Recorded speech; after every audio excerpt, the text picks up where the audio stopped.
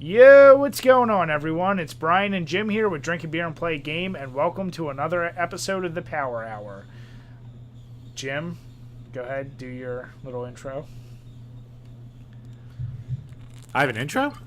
Yeah. Since when? Since I told you to have an intro. Oh. Once again, I am not prepared. Anyway, what's going on, guys? Today is the 12th of June, right in the heart of E3 season, which is a fucking nightmare to keep up with on Twitter and goddamn YouTube, but to be hypocrites, we will be talking about it tonight. But first, as always, we start with our beer. And I'm drinking two different ones, but the first one I'm drinking is the Snicker Fritz Imperial Milk Stout by Saucony Creek. It is a chocolate cherry milk stout. Saucony It is from Saucony Cut Creek. That's what it is. Yeah, you know what? They don't have anything. They don't have any fancy shit on here. Just says crafted with berries or cherries and chocolate. And what's the alcohol? 8%. So, you know what? Strong aroma and a few sips I've had so far. It tastes pretty good. So, what are you drinking? I am going back to my Weyerbacher Blithering Idiot, so I still am polishing off that case of random beers. As I mentioned before with the Weyerbacher's, they make really strong beer. It's a barley wine ale tonight, and it's 11.1%. Ooh. Yeah. I'm already done one of these, and I'm about to crack open another because I started a little early tonight. But this beer is just so goddamn delicious, but I can already feel my goddamn tongue salivating. So it's gonna be an interesting podcast. I'm gonna try and keep my shit together and not sound like a blithering idiot. You see what I did, Jim? I used the name of the beer. Oh. Punterific. Puntastical. But yeah. Punty, punt. Before we get started on our topics, because we have a good amount, there is some big news. Yeah, some big and exciting and good news for all of you out there who are just listening to us. For a while, we've been doing this podcast strictly on YouTube, and it wasn't for any reason other than a lot of technical issues I was having trying to get it on our website due to, file size, upload size limits. And then, of course, people were asking us, why don't you put this on iTunes? Well, I'm proud to announce that they are all available. Now, right now, I only have the first 3 uploaded. Probably by the end of the week, I'll have all the episodes up until this one. So just bear with me, but now you can download it, listen to us on the go. And if for any reason you're having an issue with iTunes, go to our actual site and you can download the file directly there. So whatever's easiest for you. This is something you guys asked for. I worked my ass off to get it working. So it's up there now. Hope you guys appreciate it. And I think it gives Jim and I a little bit more motivation to definitely take these podcasts a little more seriously. We really want to do this every single week. We have very crazy schedules, but if we know you guys are out there listening, especially now on iTunes, then we'll definitely make the added effort for everyone. Yeah, try to make this a legit podcast, and I don't really do this a lot, but I will give you credit, you son of a bitch, because you did bust your ass to get us up on there, so good work, you bastard. Yeah, well, I'm just glad we're there. Hopefully there's no further issues. And for any of our friends who listen, if you ever need help getting a podcast on iTunes, I can help you, because it is a lot of friggin' hoops you got to jump through. So with that being said, we will go ahead and get started. The first thing actually is something I posted, Jim. I don't know if you had a chance to actually dig into it. But there was a thing that was released on mensjournal.com, and it was 33 surprising corporate breweries that kind of portray themselves as craft breweries. Now, I'm not going to get into the specifics about the definition of craft versus, the major brewery. It all kind of boils down to, how much percent ownership is from a larger brewery and how much you actually brew. There are, certain guidelines, and some of these breweries on this list kind of surprised me. So, Jim, I don't know, do you actually have it open right now? Yeah, I've got it in front of me. All right, so why don't you go through, you don't have to go through all of them, but go through the ones that maybe did and didn't surprise you from that list. All right, well, the first one that didn't surprise me was Blue Moon because we told the story before how back in college we thought this was some new craft brewery and it's really owned by Coors. So that did not come as a surprise. Elysian, I was surprised that that was owned by Anheuser-Busch.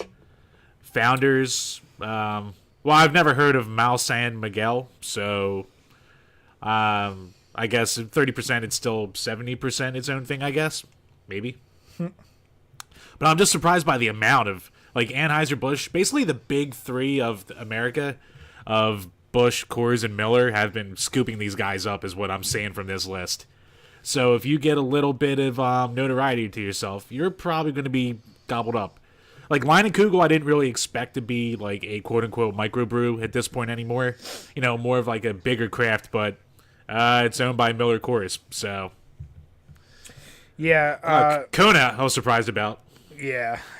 The ones that really got me were, well, Elysian, I was shocked when it was bought. I think it was bought last year, because that has some really good beers. But, you know, I heard about that sale, so I knew about it. But the bigger ones for me are, of course, Founders, Lagunitas, which we've talked about on the site a number of times.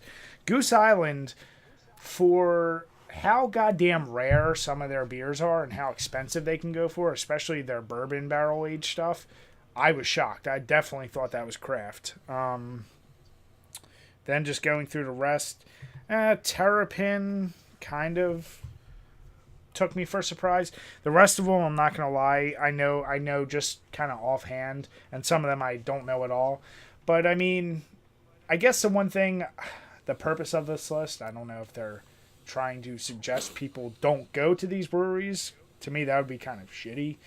I don't care really if something is craft or not. I just care, do you make a good beer? Obviously, Jim and I are huge supporters of more local breweries. We're very big on our PA beers and craft brewers, and give them your business as much as you can. But hey, shit, if like Ballast Point makes one of your favorite beers, and that's one of the more popular, you know, craft beer people out there, then buy whatever you like. So who really cares? Yeah. Who has a hand in it? It just, I don't know. People get too upset about stupid shit like that. Yeah, at the end of the day, if you like a beer, just drink it. Like, don't be like, oh, it's a goddamn...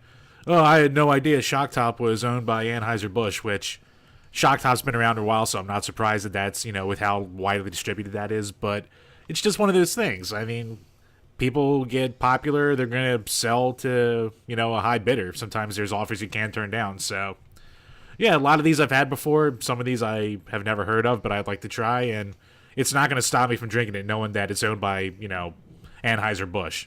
Like, Budweiser isn't even owned by Americans anymore. It's owned by Germans. So what are you going to do? It happens to everyone. Yeah. Stop being a snob and drink your beer. No, I definitely agree. All right, so the next one, Jim, I'm going to rely a little bit more on you for this, but it was another topic I pulled up. It was 8 beers you should stop drinking immediately. And this is one of those like random-ass Facebook links that I've seen multiple times. I'm just going to real quick just read off or try and spout off what I remember from it. Essentially, it's warning you about all these these 8 specific beers that have either GMOs or I guess like caramel coloring or whatever chemicals in it that could be carcinogenic or just really bad for your health. Non-surprising, a lot of the ones that made this list tend to be, you know, Coors, Bud, Miller, because they have, GMO corn additives or something, which is obviously shitty for you, or, you know, it has like high fructose corn syrup. So it's another interesting one where at least this article, I give it a little more credit that I think they're just trying to let people know in case you didn't know, because I certainly didn't know about any of this. And this comes to us from, antinews.in, whatever the hell that is. The Anti-News Network. Yeah. So, Jim, I don't know if you want to go through the beers, just reading off kind of the highlights. I'll do a quick rundown. So, here is the list of some harmful ingredients commonly found in beer. GMO corn syrup, GMO corn, high fructose corn syrup, fish bladder, propylene glycol, monosodium glutamate, natural flavors. Why are natural flavors bad? GMO sugars, caramel coloring, insect-based dyes. Oh, Is that like red tick beer? damn it. Carrageenan. BPA, whatever that is. And lots more. I'm scared of that, lots more. But breaking down the list, we have Newcastle Brown Ale, Budweiser, Corona Extra, which I stopped liking after I turned 19, Miller Lite, Michelob Ultra, Guinness, Coors Light, Pabst Blue Ribbon, which always gives me bloody shits, and we go to some healthy beer alternatives, which are... Alright, we can go into that in a minute, because that's a lot there. But yes, a lot of the big name beers in at least the United States. Not a lot of surprises here, but maybe Newcastle? I wasn't expecting to see that. Well, especially because of what it's pointing out, like the carcinogenic, I guess, whatever the caramel coloring is. The one that got me was the Guinness, the fish bladder shit. And then they had a note Damn that Irish. I guess initially they had high fructose corn syrup, and then they were contacted and revised, and now they no longer use that in their beer. So, you know, they got their shit together, essentially, I guess.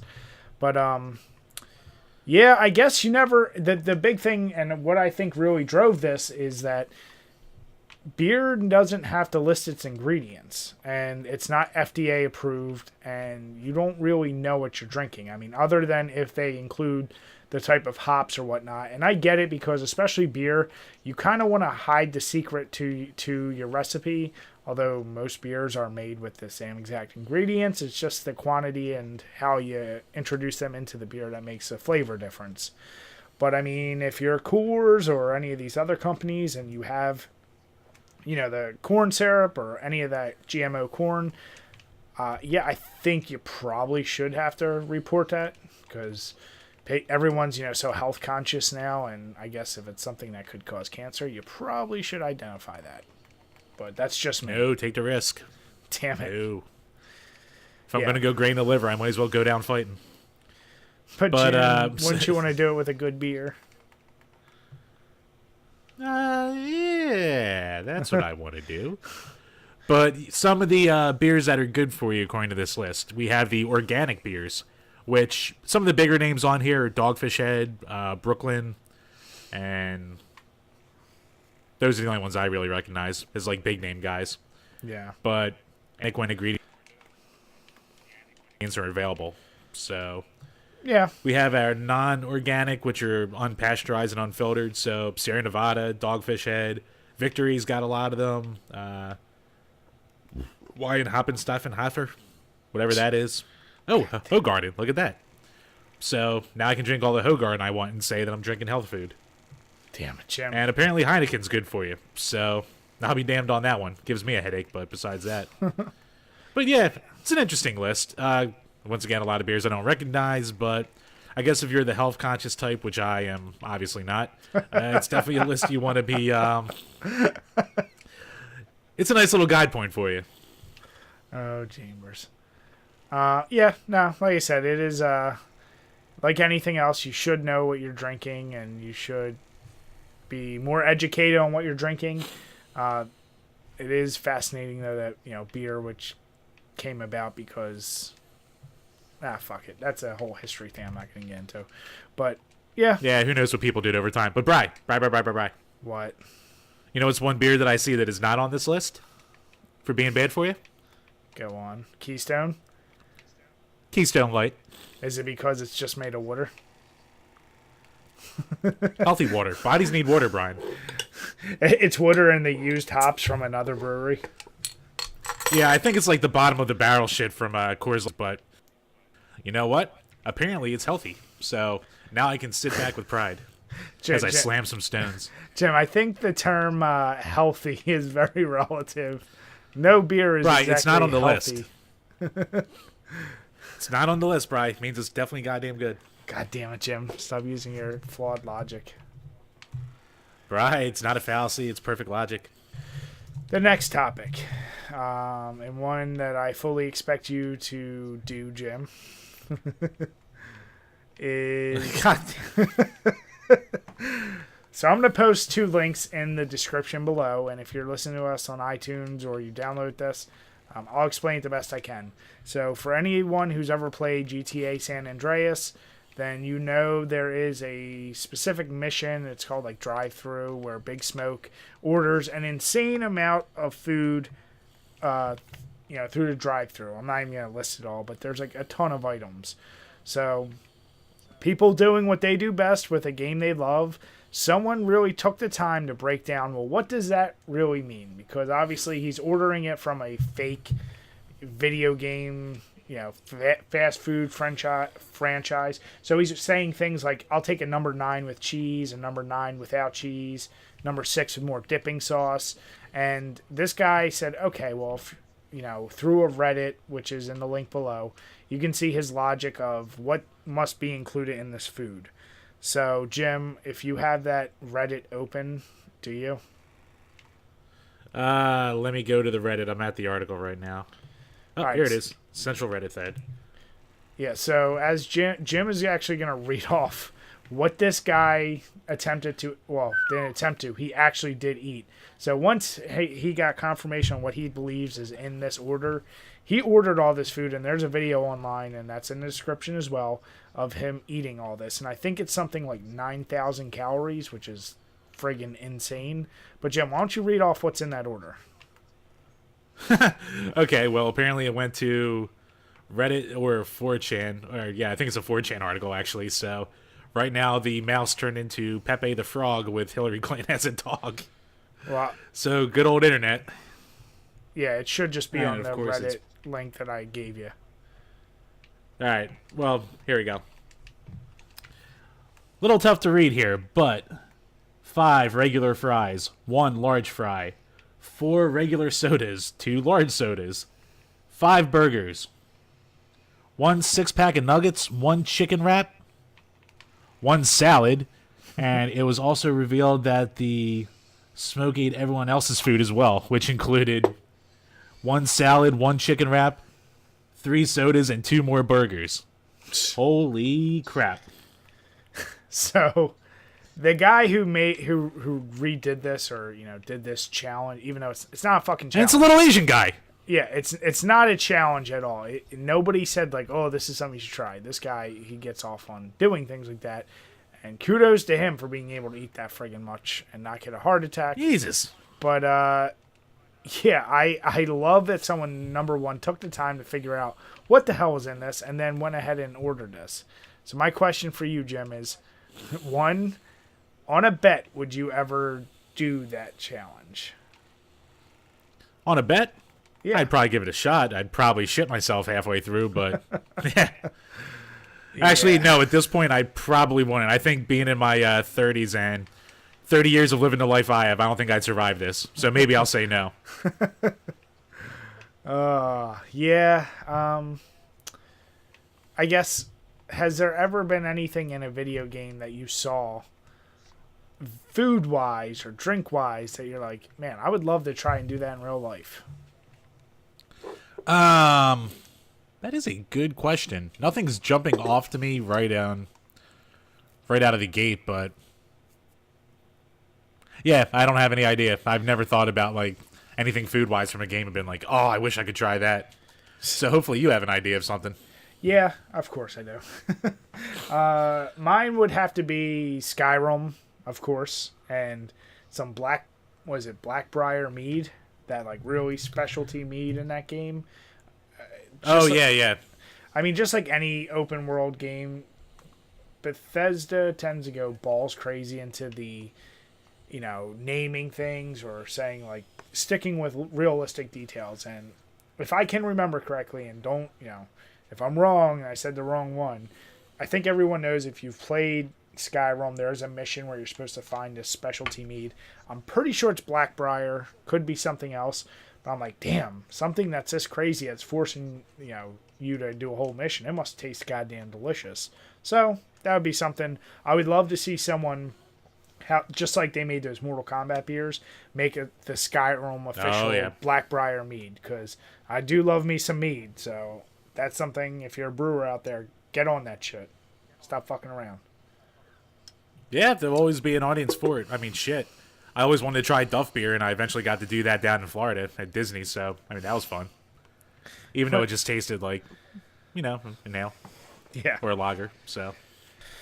All right, so now moving on, probably what's going to take up most of our time for today's episode, we're going to start talking about E3. Now, Jim and I have mentioned, we're not avid followers of E3. Like, we'll get the highlights. And as of today, as of right now, we've only seen the stuff related to Xbox because today was the day they released the PlayStation information, and tomorrow is Nintendo, I believe. So with that being said... PlayStation's actually going on right now as we speak. Ubisoft went earlier today, and E3 was... Or E3, obviously. EA was Saturday night, I think. Friday or Saturday night, something like that. They had one of the first presentations. Okay. So, I've only seen the Xbox stuff. I'm sure, Jim, you're in the same boat. But there are some things we highlighted that we just wanted to talk about real fast. Just give our very uneducated opinion. Extremely uneducated. Jim, this first one you can talk about since you put it up there, and I watched that video, and it was definitely cringeworthy. Oh, yeah, this one got me a little hard because... God damn it, Jim. So, long story short, Jesse Whelan, or just... I don't know, his name's Jesse. He's from the show on YouTube that was popular called Prank vs. Prank, or Boyfriend vs. Girlfriend. And it was a prank show between this couple, and they were actually living out of the Philly area, so... Ugh. But they... oh, was this that little bitch that him and his girl broke up, and they're like made that little crying video? Yes, that was that. Oh, and then the ones that the people, like, all over you... It got, like, 50 million views because people pretend to actually care about them. They eventually became vloggers, and they are fucking popular, but vloggers I find obnoxious, so... Oh, that guy's such a cuck. I can't wait till he goes home and she's banging some fucking... Wow. So, basically, without getting that vicious, holy shit, he was invited by EA to present something or other, and holy crap did he bomb. He bombed. And it just comes down to, like, it's a rough watch. It's short, but it's really rough to sit through. I don't feel bad for him, but it's just one of those things where I don't understand how these video game companies don't get it at this point, that this isn't what gamers want to see.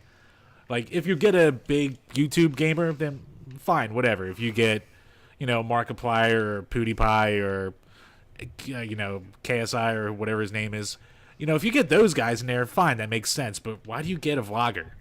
I'm guessing because YouTube's turning into the new TV and teenagers know YouTube people more than actual TV and movie stars, but it's not going to draw people in to watch this conference. Gamers barely watch these things. But yeah, I just get deuce chills from them, so I got off on watching them crash and burn. Yeah, so the video is in the description, and if you're just listening to us, just look it up. It is so terrible, and like Jim just said, I mean, this guy... like Jim said, he has nothing to do with games. I don't know why. I get why he was there. Like Jim said, oh, it's someone popular. Who can we get on to come do some presentations for us? But, I mean, maybe that's going to be the new model for a lot of things, like TV or whatever, as they keep realizing, oh, this YouTube popularity has something. Like, I'm always fascinated by those YouTubers who are huge that I really have no idea who they are. And this is just another case of one of those guys. So, yeah, whatever. I just hope maybe now companies will rethink before just adding some random son of a bitch. I don't know. They won't. No, they won't. But one can hope. But yeah, I enjoyed that quite a bit. So yeah, that was a thing of beauty. So what's next? What is it? The Bethesda thing you have here, or the Microsoft? So yeah, the next one is actually just a general talking about what was revealed for the Xbox One X, and some of the formerly Project Scorpio.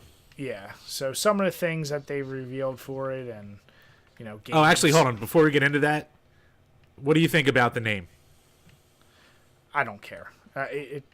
Call it whatever. I mean, Xbox One X, actually, I kind of like that they're just sticking with it instead of becoming Project Scorpio. Just be consistent in your names, so it don't matter to me. Yeah, actually, I'm in the different boat where I don't think it's a good idea. They already have the Xbox One S, and not that I want to give ProJard any credit, but One S, Xbox One X, it sounds a little too similar. It's almost like the Wii U all over again, where is the general gaming public, the casuals, the moms buying Christmas gifts, really going to be able to differentiate one between the other? They're going to buy the cheaper ones, so I think it might actually wind up hurting the bottom line for the Xbox One S. Not that it's really anything more than a very specific audience for it anyway, but I don't know. I think Scorpio, at least, or something different, would have let it be a little more out there and make it its own thing. That's just my opinion. Yeah, but the only thing about that is, like, I don't know how your parents were, but think about, like, it didn't matter what Cheap? the fuck. No, well, it didn't matter what the hell your system was called. Mom, I want a Super Nintendo. Well, don't you already got a Nintendo? Like, why? What is this other thing? So you're always, as a kid, gonna go through that time where you gotta explain what it is you want to your parents, and whether they're gonna buy it or not is not gonna come down to it's the Xbox One X, or I think we're in a culture now where, what the fuck was that, Jim? That was me tasting a new beer and going, God damn it.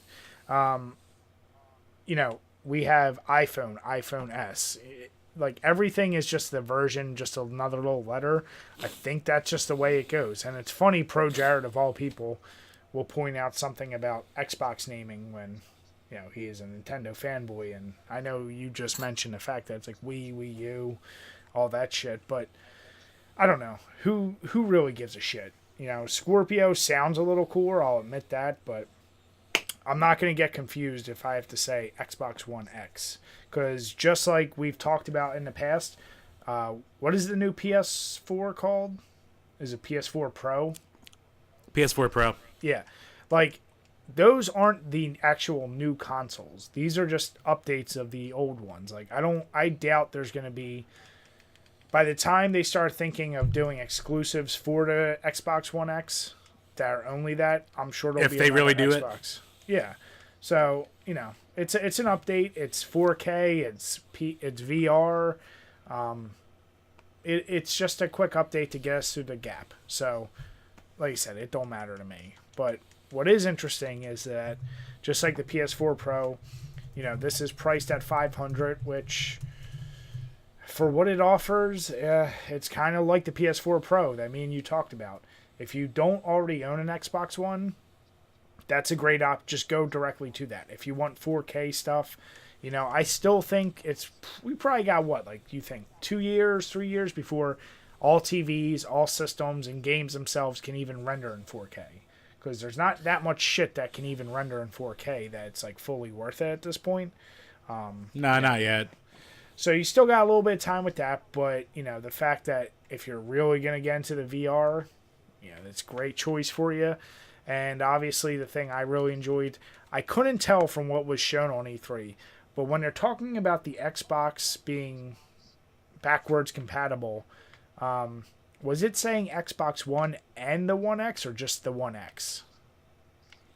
That's a good question. I was under the impression that everything was going to be backwards compatible with the original Xbox now. I think they're probably just doing a patch the same way they did with the 360 games. Which is such a goddamn like people I know love this shit on, especially because Xbox One started off so terribly with all the things they were gonna do or whatever. But Xbox 360 games on Xbox Ones have completely reinvigorated me to play a lot of those games, and there's a ton of them on there right now. That shit, if I'm already playing my Xbox One, I don't have to go back to my 360 and play. I enjoy that. And now that if they include the original Xbox games, holy shit. Because that a lot of those games already, if you didn't update your Xbox 360 with the correct patch, then you could still do most of the games backwards compatible with that system. But a lot of people did do the update, so you're kind of screwed. I think that's a great thing, and it's something I hope, like PlayStation, they have their store where you need to rebuy the games, which, you can play PS1 or PS2 games. But I think the fact that your Xbox is just making it compatible is what most companies should do, Nintendo. So, yeah, instead of always making you rebuy the same game 12 times over, just fucking make your things backward compatible.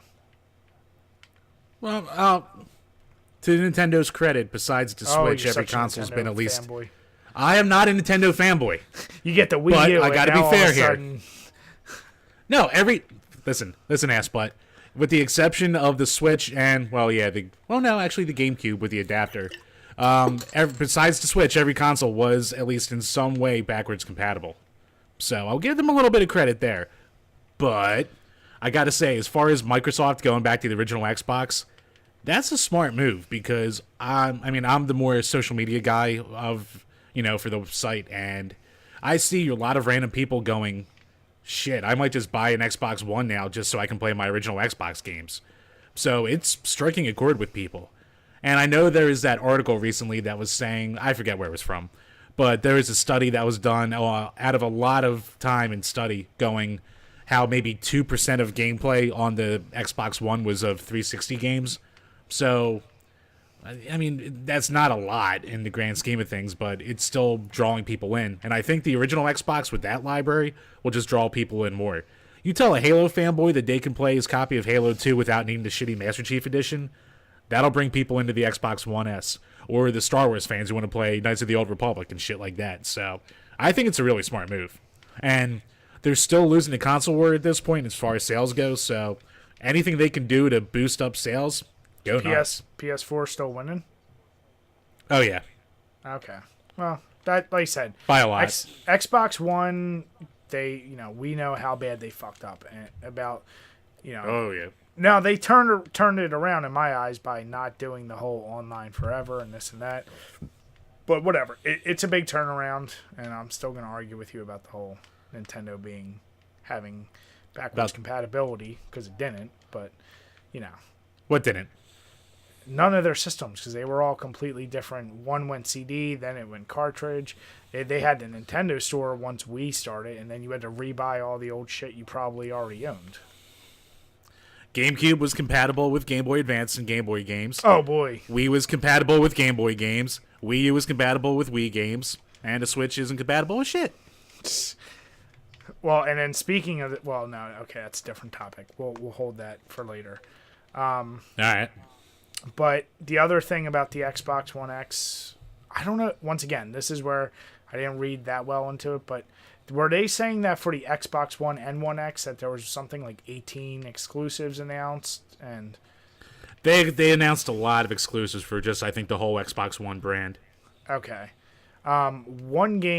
Two games I'm really excited for.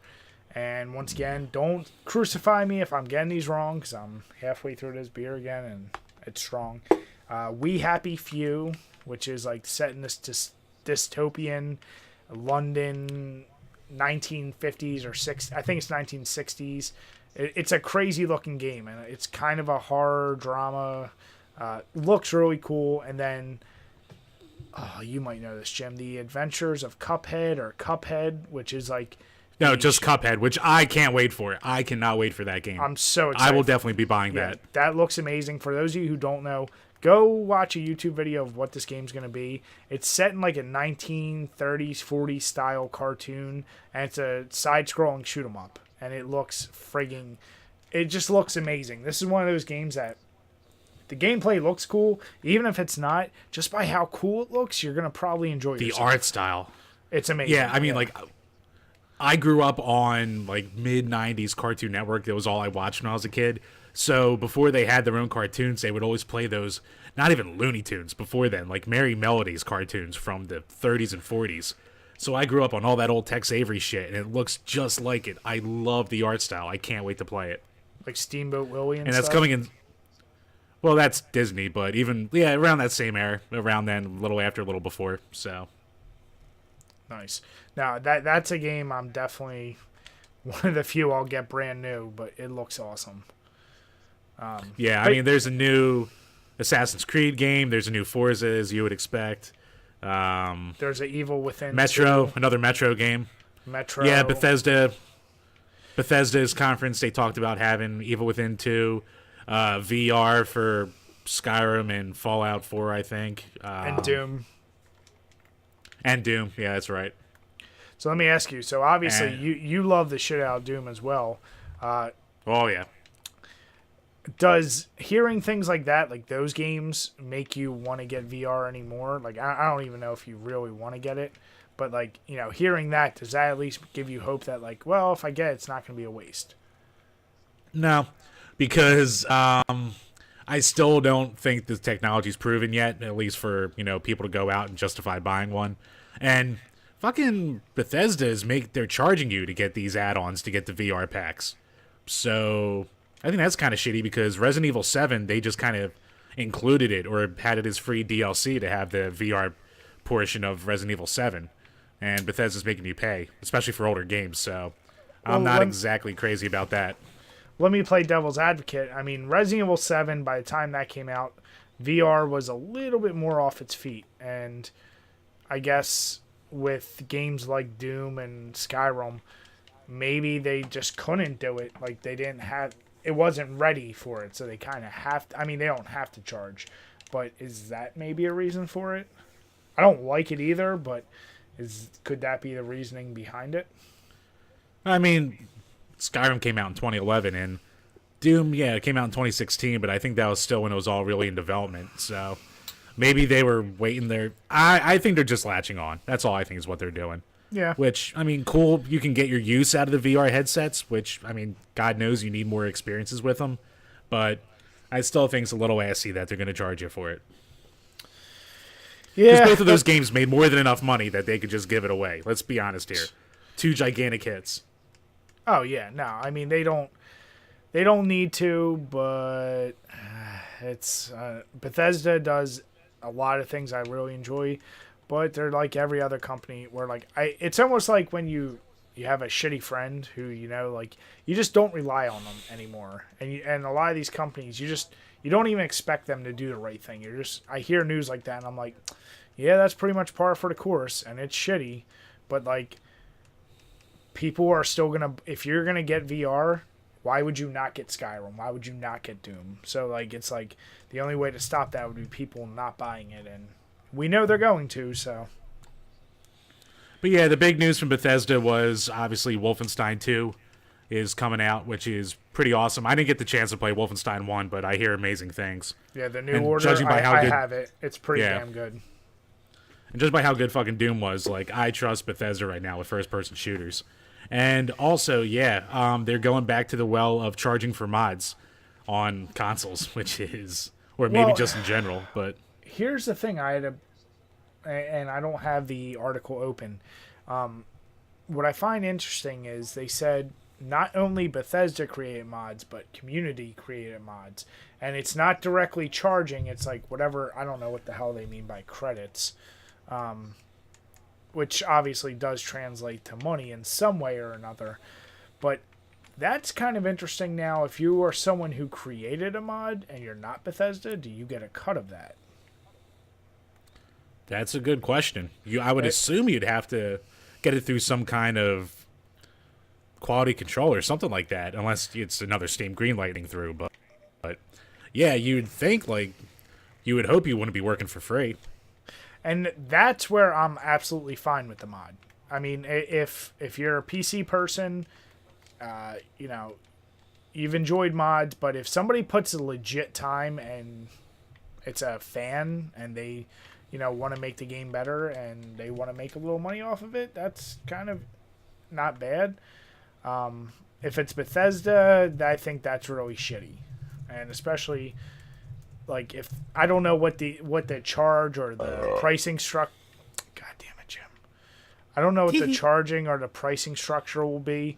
But yeah, I'm not a fan if Bethesda decides to charge. But like you said, if it's a way for someone, a developer, someone's learning their skills, and they make something like completely game changing, and they want to charge you like $2 or $5, whatever. Like it is what it is.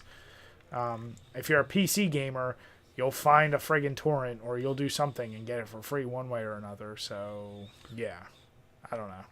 Yeah, and it's kind of funny that they're going back to this well, too, because they were going to do this originally with Fallout 4 on consoles. And I think there was some big controversy where it like never even made its way to PlayStation.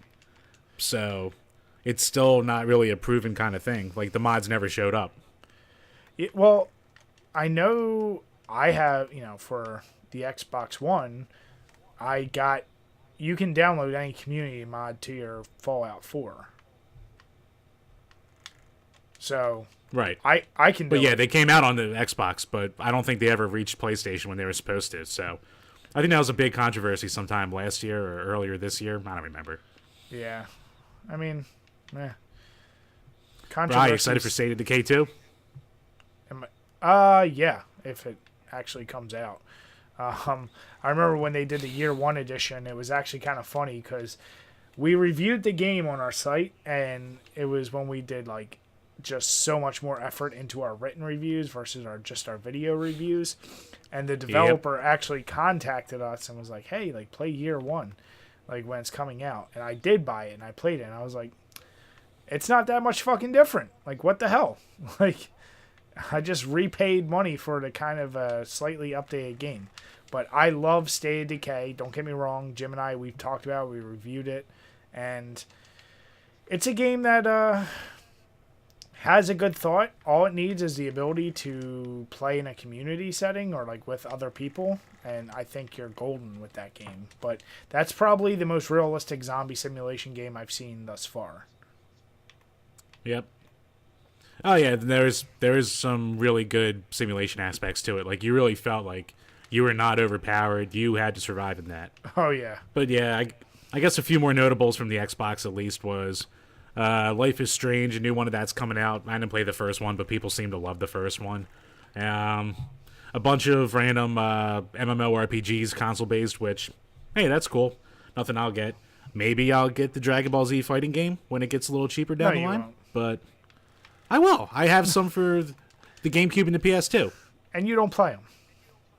I played the shit out of those. Mm-hmm. Bullshitter. I will have you know, buddy. Bullshitter. So, yeah. Xbox had a good showing this year, I'll say that. Bethesda's was a little weak, but Wolfenstein 2, very cool. EA, I couldn't tell you a single game that's coming out because I just watched the guy bomb and that was it.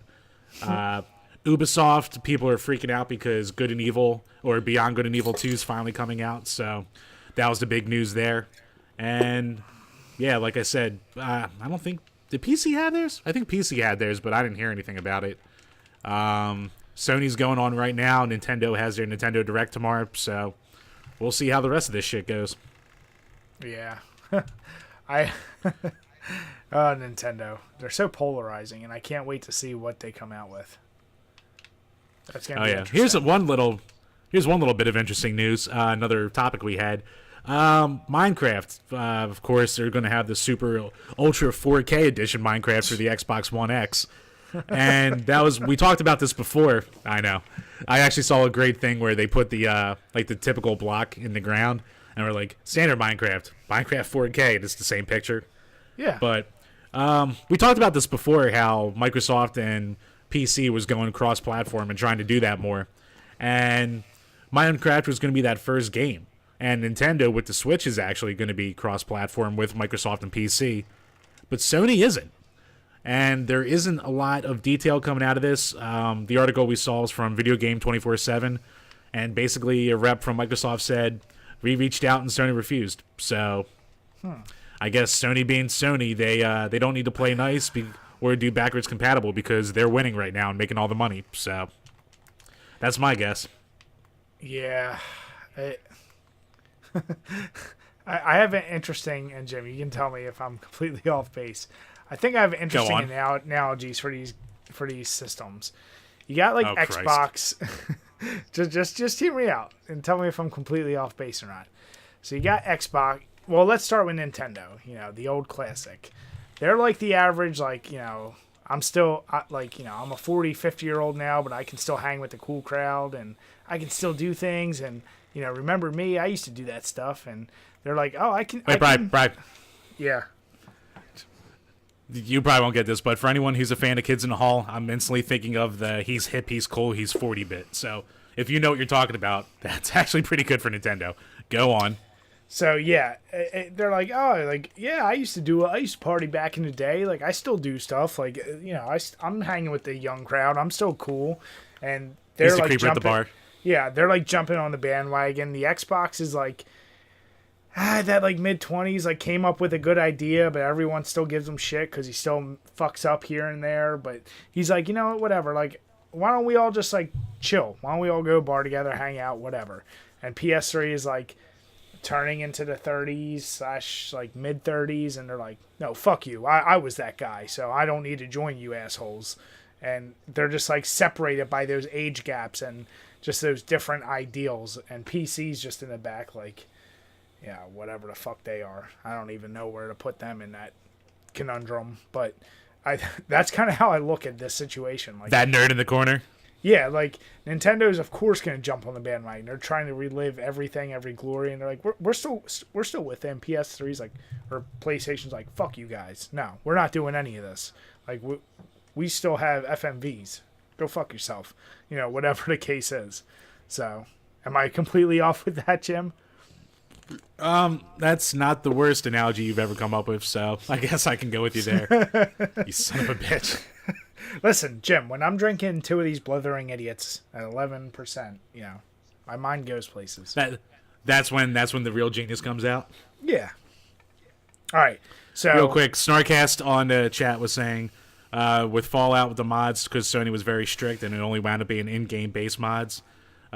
Pretty PC. The biggest thing from their presentation was basically an expansion pack for XCOM 2. So besides that, they were just beating off Intel. So yeah, more highlights from E3. Hot takes. So the next one is from our buddy Kit. Well, before we move on, is there anything else you want to say about E3, Jim? In the grand scheme of things, I don't care about E3s. I can always just read up on them later. But I think it's just the game industry jerking itself off. But I mean, it's cool to have the hype machine, which always blows up in our face anyway, because it's rare when the games look like their presentation. But whatever, we'll see how it goes. I'm just happy to see Cuphead finally coming out. Yeah. All right. So next thing is from our buddy Kit, and it's an article from Forbes, which it states the Switch needs to stop selling Wii U games. It's hilarious. This is one of these weird situations where, Jim, I'll let you just give a quick descriptor of the article itself. Obviously, I think the title stands for itself, but kind of summarize what they're really trying to hit at with this. Basically, so I think the real impetus for this came from, like, Pokemon was going to have this big reveal kind of thing, and the big reveal was they were remaking Pokemon Sun and Moon, which has been out for a while now. Or is it Black and White? I don't fucking remember. It's too many Pokemons. But it was kind of the thing where they did red and green, red and blue. They did Fire Red and Leaf Green, just like expanded remakes of the game. And those are only coming to the 3DS. And not even the Switch. And the only Switch game that they're getting is Pokken Tournament DX, which is basically, I guess, a upscaled Pokemon Stadium that the Wii U had one of those. So they're just making it prettier and putting it on the Switch. Kind of the same way what they did with Mario Kart 8, how you have Mario Kart 8 Deluxe. Or how, if you even want to go further and say fucking Super Ultra Street Fighter 2, whatever the newest edition is, why that's, I think it's $40. Why that's goddamn $40, I'll never know. But assholes will pay we for all it. knew this. Yeah, it's true. I mean, we just knew this from the Switch coming into it, that it didn't have a library that was really strong outside of Zelda at release. So he's basically going into how he wouldn't be surprised to see ports of, like, oh, I think Smash 4 Deluxe too, or maybe Smash. Yeah, there's rumors of Super Smash Bros. 4, which was on the Wii U, coming to the Switch. And he's saying he can imagine fucking like games like Pikmin 3 or Tropical Freeze from Donkey Kong Country getting a port over, because the Wii U actually had a ton of HD remakes of older games too. It had Twilight Princess, and it had Wind Waker HD upscales, and maybe a Mario Party would be coming over upscaled. So he's basically saying, it's fine that they're doing this, but it's the upside is that Switch owners, a lot of them didn't have a Wii U, so it's a way for them to finally get the games. But like you mentioned earlier, it's Nintendo being Nintendo and making you buy games you already have again to hold you over, since there aren't any fucking games for the system. Yeah. And that's where it's kind of that's where my fucking problem is we just got done talking about, Xbox is allowing backwards compatibility. Make the goddamn Switch just backwards compatible with Wii U game. Do whatever, I don't even know if that's possible, but figure out a way to do that, and that's the problem with Nintendo. Like people, I love media. so many Nintendo games, but no one can deny the shittiness that Nintendo, as of recent, the stuff they do is just terrible. Different cartridges, so you can't do this. Digital downloads of the same game a million friggin' times. The NES Classic Edition. This is just another example of that. Now, I would absolutely be fine with this concept, because we've just talked about that. How many games get a updated HD release? Fucking Last of Us. That was a game that came out Too HD, many. but that needed an HD update. Like, what the hell? For PS4? Like, put that aside. The fact that they're like either not spending enough time on their new games, maybe they just don't have them, and they're just going to keep rehashing old shit. I don't know, but that's another shitty practice. And it's Nintendo, so Nintendo fanboys will continue to keep buying this shit, so they think they can keep getting rid of it. And that's I think that's one of the biggest things that drives me crazy about Nintendo. Like, dude, you make so many great games. Either just accept the fact that you're not making new ones, or stops reselling people the same shit and charging them over and over. But like I said, if they had said, like, here's a new Pokemon, and oh, by the way, we're also re-releasing this other one, I'd be fine with it. But the fact that they're like just fucking honey dicking you with this Pokemon again, that's ridiculous, and there's really no reason for it. I'd love to see someone who justifies this shit. I don't see the reasoning for it. I see the reasoning. I don't see the justification, I should say. Yeah, another good point the article makes is the fact that Breath of the Wild, which is, the only real reason to have a Switch right now, it was originally developed for the Wii U. Yeah. And they just decided to, luckily they kept it on the Wii U, but they also, that was the big game to get people to buy a Switch early with no features. So, yeah, it's starting out of the gate with rehashes, technically. And I thought when I was reading, I'm going to admit it, I don't know enough about the Wii U or whatever versus the Switch, but these new versions that have, the Mario Kart and all this and this Pokemon, are they at least throwing in new modes, new gameplay? Yeah. Or is it okay? But is it enough? Like, do you think it's justifiable? So I have Mario Kart 8 on the Wii U, and I got it so late that there's no reason for me to buy the DLC for it. But say I eventually get a Switch down the line, then yeah, I'll pick it up because it's got all the DLC. It's got a revamped battle mode that's closer to the old versions, has all the maps and all the characters and shit like that. So, if you never played Mario Kart 8 before, I'd say, yeah, definitely get it. But if you're a Wii U owner who had Mario Kart 8 since it came out with all the DLC, I don't really think it's a great buy unless you're a hardcore Mario Kart fan. Then again, it's a good game to play since you don't have anything else to play on the Switch. So it's kind of a catch-22 there. So is it kind of like, how most games, I'll throw Bethesda. The Game of the Year editions. Okay, so it's like that, except it's just right. a different system and... Okay. Yeah, I mean, I would just I can't imagine the graphics looking that different. Yeah. Well, let me ask you this then. At least are they not fucking over their people who did spend money on their Wii U and giving them like a upgraded version like that on the Wii U? No. Of course not. No, the Wii U's dead to them. They don't care about that at all anymore. Okay, so yeah, then that just reinforces. Like maybe if they had that updated version on both systems, I'd be fine. I'd say okay, whatever. If it's like Game of the Year editions, but no, if they're not doing or even had a sale, maybe a sale on the DLC for the Wii U edition, or even making the DLC on the Wii free now because it's been 3-4 years and you have this new version out with it all. So I don't know, but yeah, I mean the Wii U's dead to them. That didn't sell, so they're just abandoning ship and milking the new guys. That's shitty. I mean, whatever. I would love Snarkast or any of our other friends who are a little bit deeper into the gaming community to see if you guys have a better reasoning. I don't think it's friggin' justifiable. I think it's ridiculous. And once again, this is a situation where I know there's a lot of Nintendo fanboys out there, obviously on Twitter. I think we're friends with a lot of them. How do you justify re-spending money on that shit? Especially if you were someone who bought the Wii U and now you have a Switch. Yeah, like, I know our buddy Castle Zotz, he likes to take these really cool pictures of him playing Mario Kart on his Switch in, like, all these random places, like in a canoe or on a mountaintop and shit like that. I don't know if he had it for the Wii U or even had a Wii U itself, but, I mean... Yeah, but like Mario you said, that's not even so much for the fact that...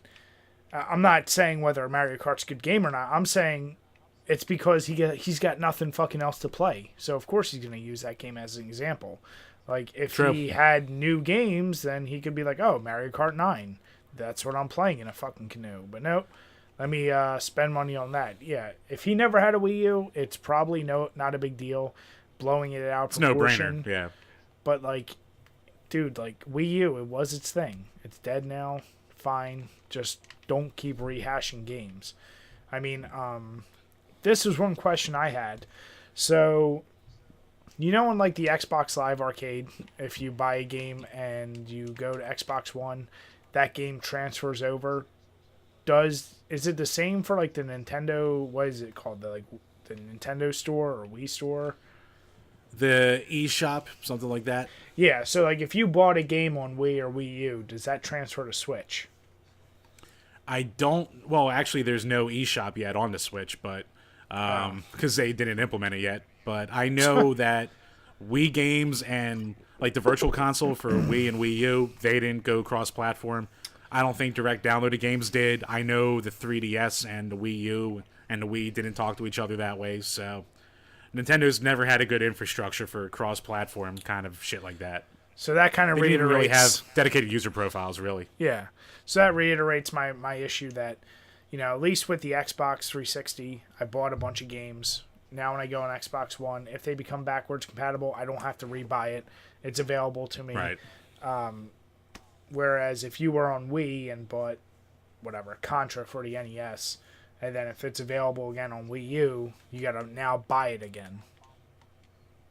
Right. Now, I mean, yeah, Nintendo's been real shitty with that, so. Yeah.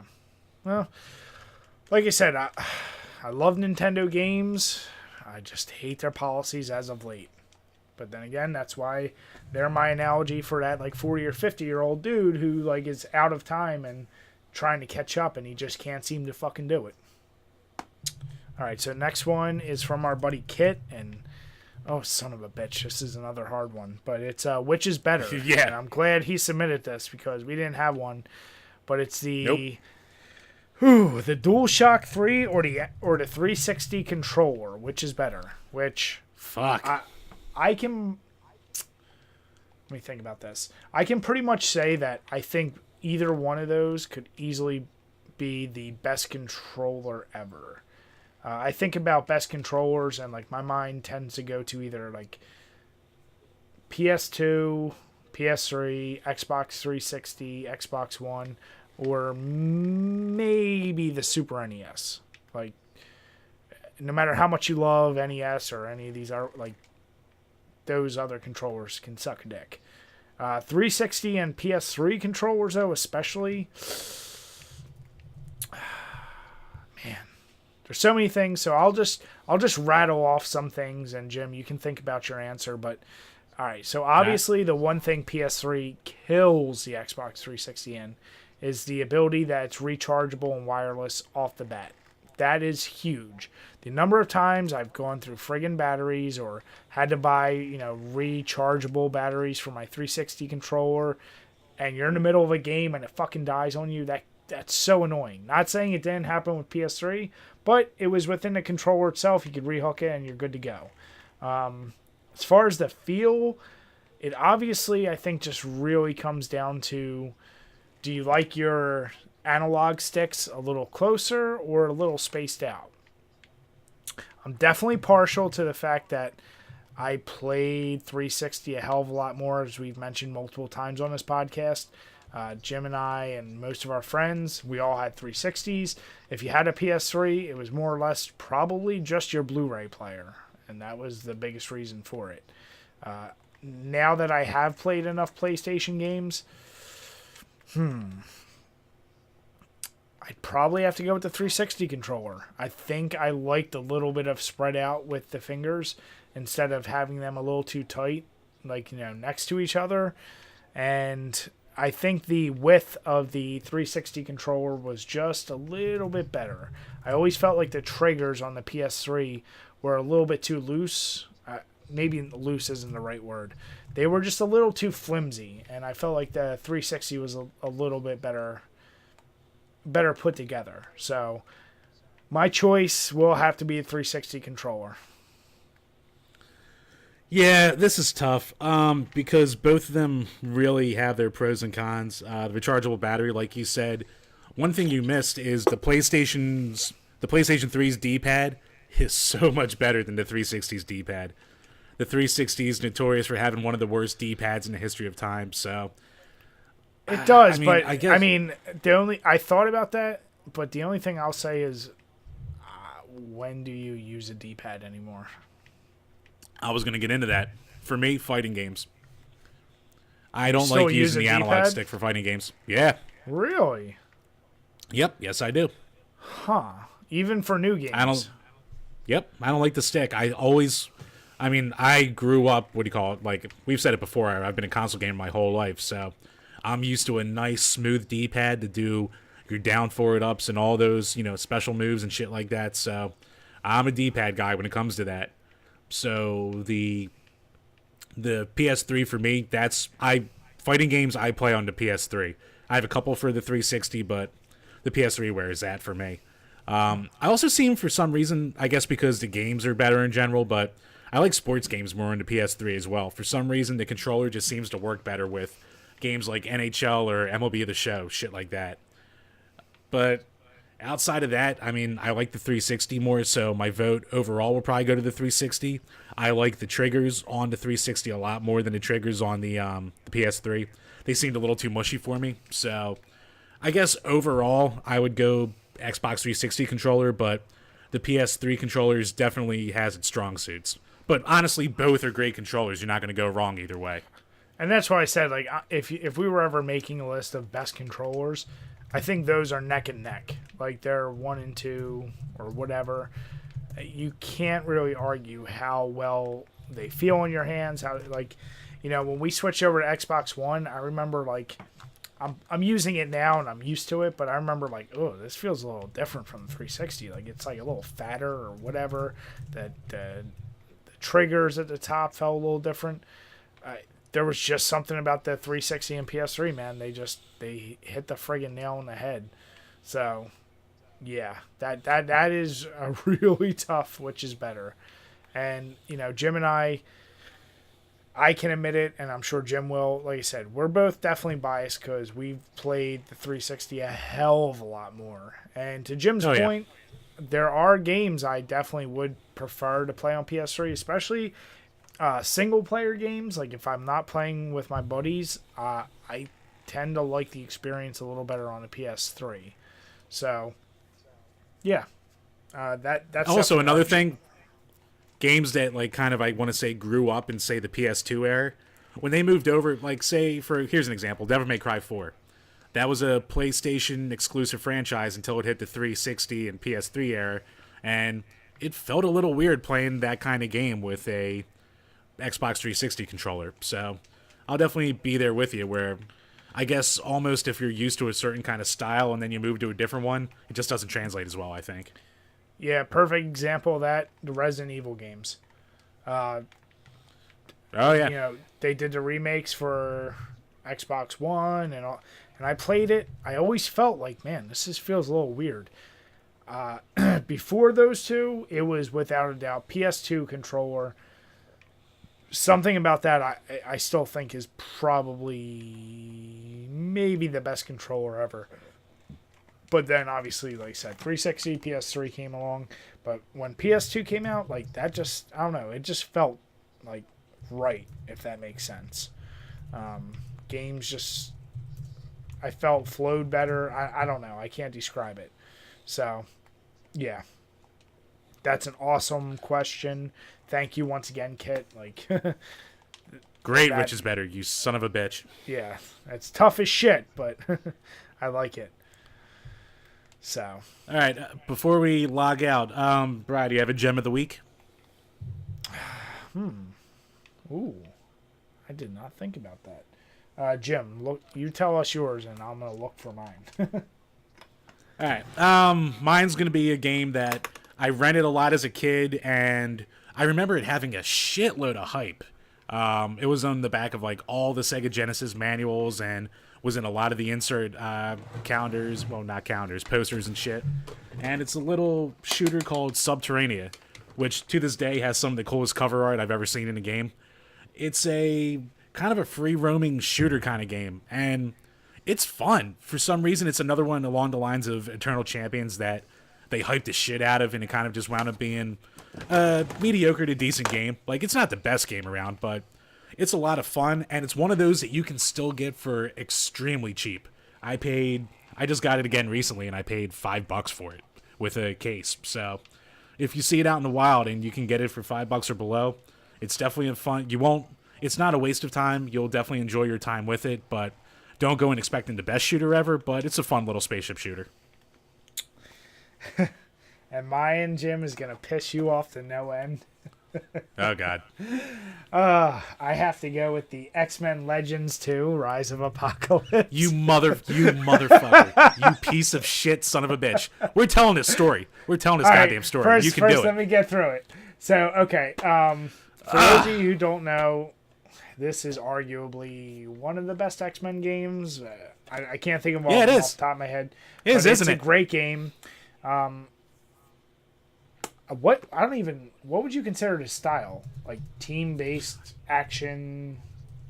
You know what it is? It's like it's a beat 'em up with RPG elements. That's really what it is. You know what? No, I think I know. Yeah, it's like that, but it's also a also kind of like Diablo-y too. Yeah, it's like a team tactical.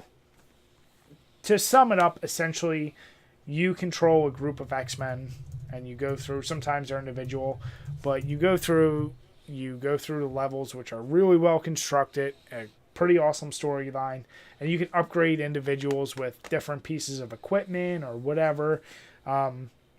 It was spawned from the X-Men Legends game. It would be the engine that was set for Marvel Ultimate Alliance and Ultimate Alliance 2, and it's just a really fun series of games. The second one is clearly better than the first one, and the reason why this pisses Jim off is back in college, probably our freshman or sophomore year, we played a little bit, and I was like, oh, let me borrow this, because between the two of us, I play more games. Jim just collects better games.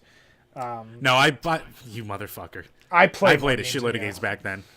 Yeah, back then, but now you do. Now you do.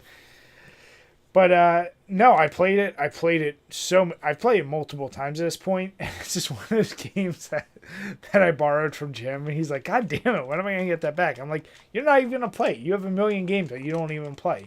So I figured it has better use with me. So Jim is you motherfucker. Jim is still mad. Brand new Christmas, I got it. Go on. Well, it's not that brand new. The sticker's still on it, Jim. It was brand new when I had it. Don't you fucking... You know what happened to that game.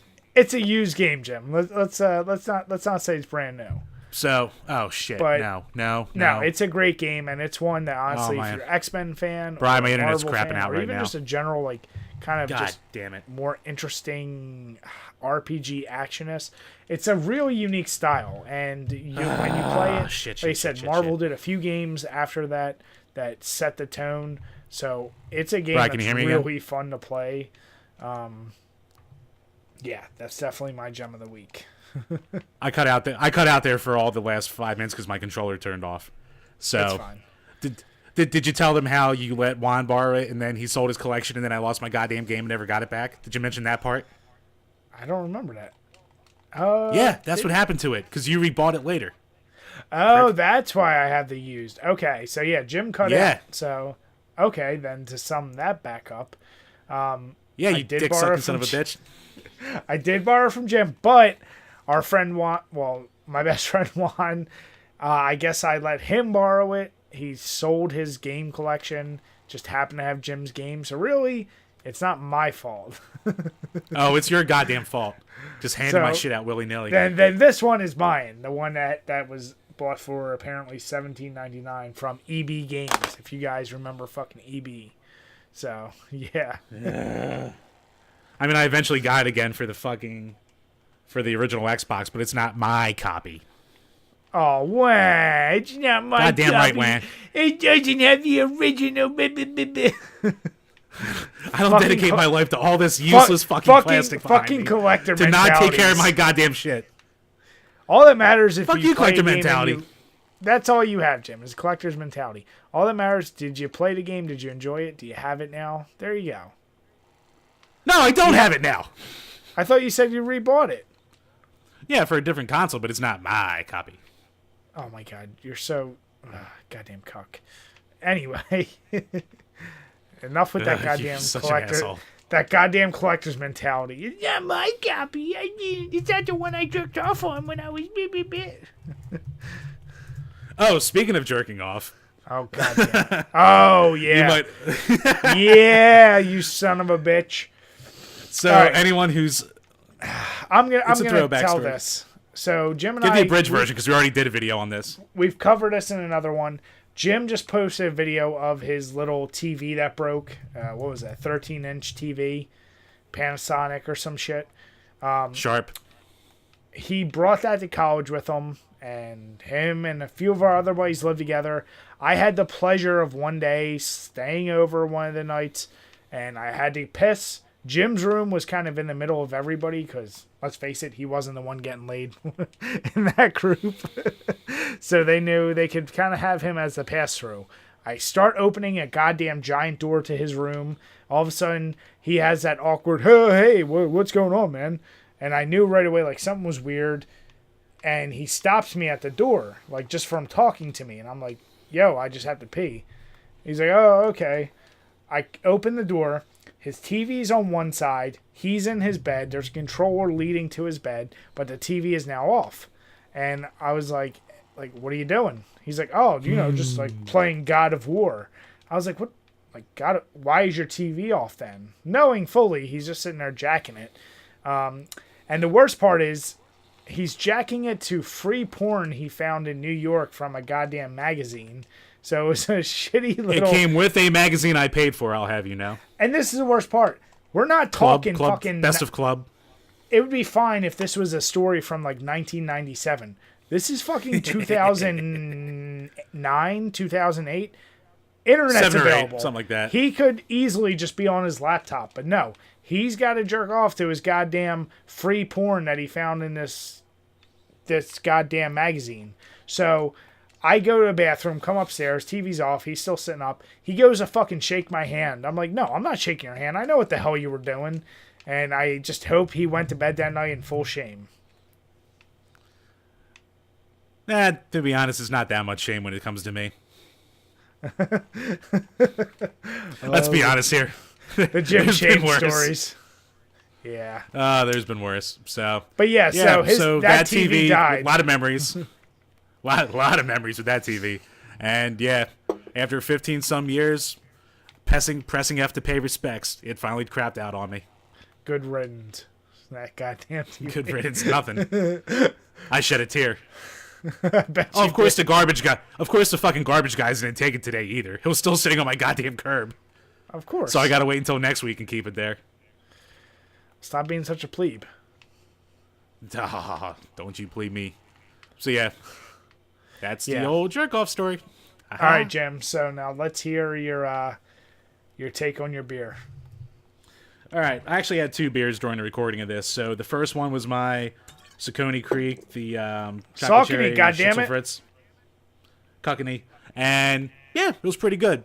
Nice hefty mouthfeel. You could taste the hints of chocolate and cherry in it. Didn't really leave much of an aftertaste. Pretty smooth feeling for how thick it was. Didn't even 8%, it didn't give me, as one beer, it didn't give me any crazy buzz or anything, but it was a good beer. If you get a random sixer at a beer store, I would say definitely throw that in there. My second one was the Cage Rattler from Victory, and comes with a refreshing blend of lager and citrus. And this one was nice and refreshing. It had a nice medium mouthfeel, but definitely could taste the lemon in it. And after that kind of more savory chocolate cherry one, it was nice to have kind of a brighter beer to wash it out with. So both of them, I would say give a shot if you've never had them before. They were pretty tasty. Yeah, and as far as the Blithering Idiot, strong as shit. I'm obviously finishing my second one at 11%. I'm definitely feeling it. I had dinner at like 6, so yeah, I'm feeling the shit out of these beers. Really good. If you've ever had a barley wine, you just know they're a little boozy, but this one is really smooth. And Weyerbacher, they seem to do their stronger beers even better than the regular. So if you see it out, buy it. Or if the variety case, which is what I have with all their strong beers, is available, you should give it a try if you like strong beers. But if you're a lightweight, this is not going to be the beer for you. So, all right, guys. Well, thank you all for listening. If you're listening on iTunes or download from the website, we really appreciate it. If you're watching on YouTube, leave us comments below. Let us know what you think. Always send us questions. We're always willing to answer it. And as always, guys, cheers. Cheers, guys. Don't forget to subscribe on iTunes. Yes.